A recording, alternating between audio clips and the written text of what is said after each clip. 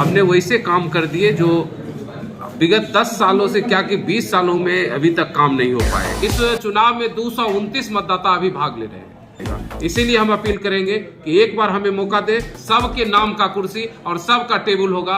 एकरूपता लाने से संघ के आमदनी में 3 गुना की वृद्धि कर दिया। जज से लेकर हाईकोर्ट के न्यायाधीश तक भी हमने शिकायत किया है। अंदर न्यायालय के अंदर जो व्याप्त भ्रष्टाचार है, महीना के 2 शनिवार को एक कार्यशाला लगाएंगे। उसके साथ ही संघ के रेगुलर मेंबर को हमने आवर्ती जमा खाता खोला है। ये सभी मेंबर को 50,000 रुपया की सुविधा मेडिकल के रूप से मिलेगा।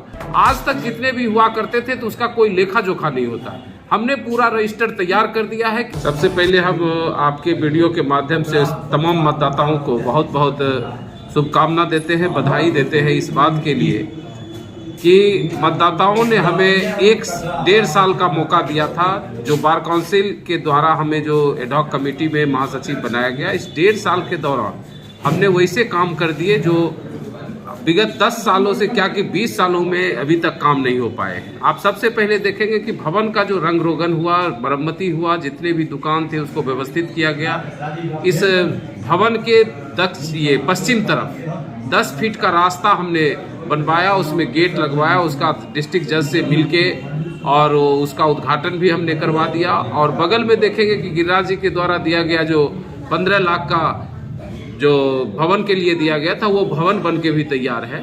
तो इस तरह से विकास का काफ़ी काम हमने इस बीच में सदस्यों के बैठने की व्यवस्था, उसके साफ सफाई की व्यवस्था, बाथरूम में गेट की व्यवस्था, इस तमाम बातों की हमने व्यवस्था की है। और हमेशा सदस्यों के सुख सुविधा का ख्याल हमने रखा है। दूसरी बात, हमने संघ के जो आमदनी थे, दुकान को व्यवस्थित करवाया, दुकान में नंबरिंग सिस्टम करवाया और सभी दुकान के किरायों को भी हमने व्यवस्थित करवाया और एक रूपता लाया किराया में। और किराया एक रूपता लाने से संघ के आमदनी में 3 गुना की वृद्धि कर दिया। उसके साथ ही संघ के रेगुलर मेंबर को हमने आवर्ती जमा खाता खोला है और उसमें 250 रुपये पर मंथ जमा हो रहे हैं। तो ये सभी बातें विकास की बातें हैं। अब हमारा एम है कि अगर हम अगले साल अगर मतदाताओं ने, हमारे सदस्यों ने हमें आशीर्वाद देते हैं तो हम आने वाले समय में सबसे पहले आवर्ती खाता को 500 रुपया हम करेंगे और मेडिकल की सुविधा के लिए एक बार लाइफ टाइम में सभी मेंबर को 50,000 रुपया की सुविधा मेडिकल के रूप से मिलेगा। और मरने उपरांत जो राशि दी जाती है 25,000 का, उसको हम 50,000 करेंगे। अगर आमदनी बढ़ी तो उसको 1 लाख रुपया तक हम करेंगे और ये पूरे टीम के साथ होगी। आज तक जितने भी हुआ करते थे तो उसका कोई लेखा जोखा नहीं होता। हमने पूरा रजिस्टर तैयार कर दिया है। जो मॉडल रूल कहता है उसके आधार पर मीटिंग होगी, उसका बजट बनेगा और बजट के आधार पर ही सारे कार्य होंगे। जितने भी संघ में आमदनी होती है, उसका आय व्यय होता है, वो सभी जो है उसका रजिस्टर खुल गया है और सभी खाता के माध्यम से होगा। मैंने पिछले महीने से तमाम राशि को, आने वाले तमाम राशि को खाते में जमा हो रहा है और 5,000 से ऊपर के जितने भी खर्च हैं वो अकाउंट के माध्यम से ही, चेक के माध्यम से हो रहा है। संघ का जो अकाउंट है सचिव और ज्वाइंट सचिव के नाम से चल रहा है और आने वाले दिनों में अगर होता है तो वह 1 आदमी और कोषाध्यक्ष का नाम उसमें जोड़ा जाएगा और 3 आदमी के नाम से अकाउंट ऑपरेट होगा, जो मॉडल रूल कहता है। और मॉडल रूल के आधार पर ही हर मंथ निश्चित तौर पर स्कूटी में सारे लोग जो अभी आए हैं, निर्विरोध हो गए हैं, वो तमाम लोग अच्छे लोग हैं और हमें लगता है कि पूरी अच्छी ताकत के साथ, पूरी अच्छी टीम के साथ आगे का वर्क होगा। जो मॉडल रूल कहता है उसके आधार पर मीटिंग होगी, उसका बजट बनेगा और बजट के आधार पर ही सारे कार्य होंगे।